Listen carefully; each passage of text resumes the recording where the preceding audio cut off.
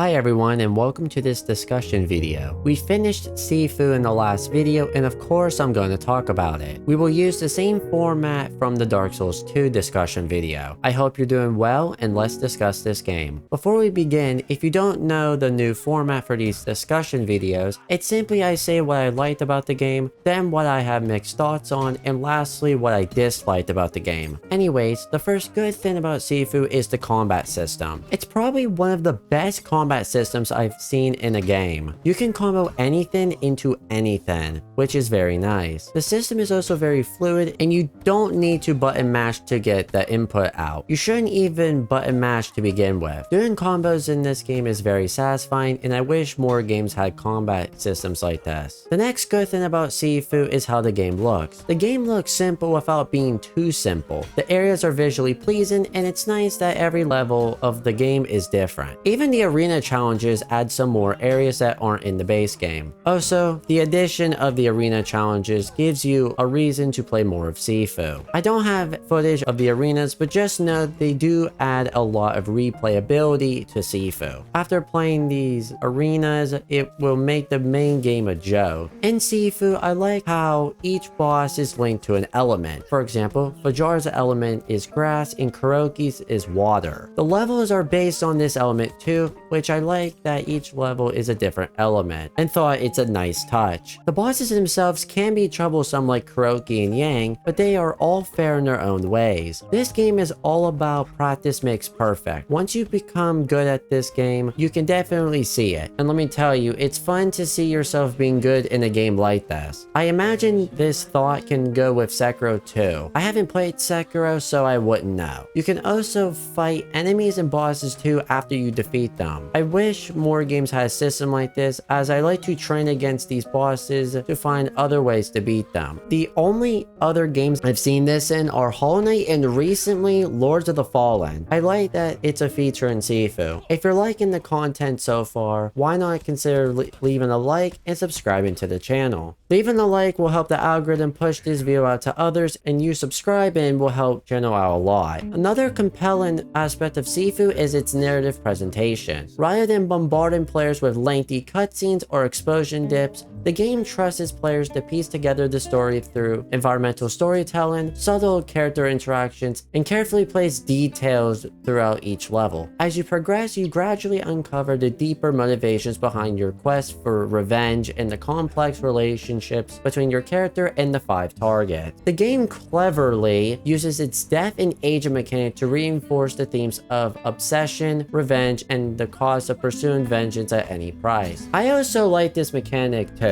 Each time you die in age, it's not just a game mechanic. It's telling the story of someone literally giving their life in pursuit of revenge. This narrative integration with gameplay mechanics is similar to how Dark Souls uses death and rebirth to tell its story. I know that was a lot of good things for this game, but now we move into what I have mixed thoughts on. The first thing I have mixed opinions on is the camera. The camera does a good job for the majority of the time, but it can be difficult to tell what you and the enemies are doing sometimes. This is why I mostly say I have mixed opinions about the camera. The next mixed opinion I have about the game are some of the enemies. Some enemies I have mixed thoughts on their flash kicks, bodyguards, and staff disciples. For flash kicks, it's mostly their low attack I have a problem with. Sometimes it comes out a little faster than I thought. Thankfully, there are only a handful of them in the game, excluding the museum. Bodyguards are just troublesome enemies if not dealt with, even when there are other enemies like disciples and flash kicks with them. And lastly, staff disciples are the one enemy you